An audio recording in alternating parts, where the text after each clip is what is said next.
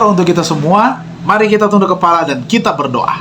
Ya Tuhan, kami bersyukur pada jam saat ini kami punya waktu lagi untuk belajar firman Tuhan. Berkatilah, dalam nama Tuhan Yesus kami persembahkan doa ini. Amin.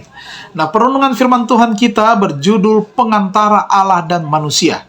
Ayat tema berbunyi demikian, karena begitu besar kasih Allah akan dunia ini, sehingga ia telah mengaruniakan anaknya yang tunggal, supaya setiap orang yang percaya kepadanya tidak binasa, melainkan beroleh hidup yang kekal. Yohanes 3 ayat 16. Kristus diperlakukan sebagaimana kita layak diperlakukan, supaya kita dapat diperlakukan sebagaimana ia layak diperlakukan. Ia dihina karena segala dosa kita, yang dalamnya ia tidak terlibat, supaya kita dapat dibenarkan oleh kebenarannya, yang dalamnya kita tidak mempunyai hak apa-apa. Ia menderita kematian yang kita punya, supaya kita mendapat hidup yang dia punya.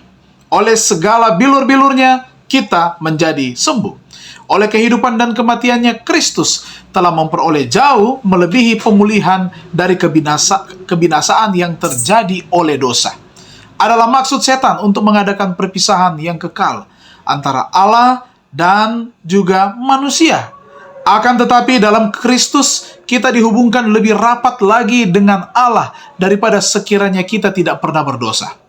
Dalam mengambil sifat-sifat kita, Juru Selamat telah mengikatkan dirinya kepada manusia dengan ikatan kasih yang tidak akan pernah putus. Sepanjang zaman yang kekal ia dihubungkan dengan kita. Karena begitu besar kasih Allah akan dunia ini, sehingga ia telah mengaruniakan anaknya yang tunggal. Ia mengaruniakan anaknya bukan saja untuk memikul dosa-dosa kita belaka dan mati sebagai korban kita, tapi ia menyerahkannya kepada umat yang telah berdosa untuk memberi kita kepastian tentang janji perdamaiannya yang tidak berubah itu.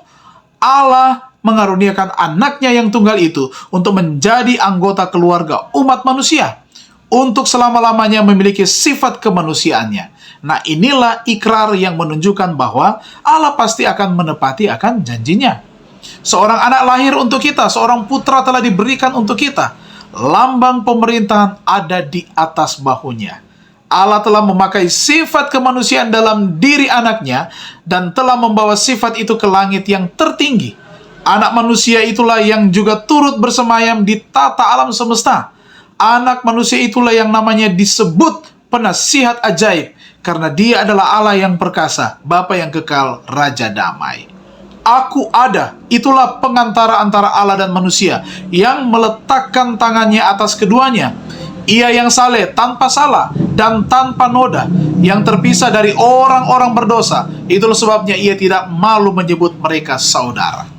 Di dalam Kristus, keluarga yang di bumi dan yang di surga dipersatukan. Kristus yang dipermuliakan itu adalah saudara kita. Surga diabadikan dalam manusia, dan manusia dirangkul mesra dalam dada kasih yang tidak terduga. Mari kita renungkan lebih dalam. Meski surga tampak jauh, Yesus telah mengikat saya kepada penghuni surga dengan tali kasih yang tidak dapat diputuskan.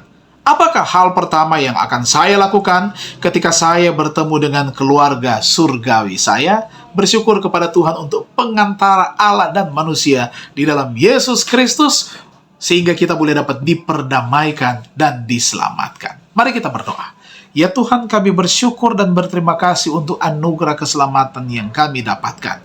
Ajarlah kami untuk mau setia, hidup menyenangkan hati Tuhan maupun sesama kami. Diberkatilah semua umat-umat Tuhan yang sudah sama-sama beribadah pada jam dan saat ini.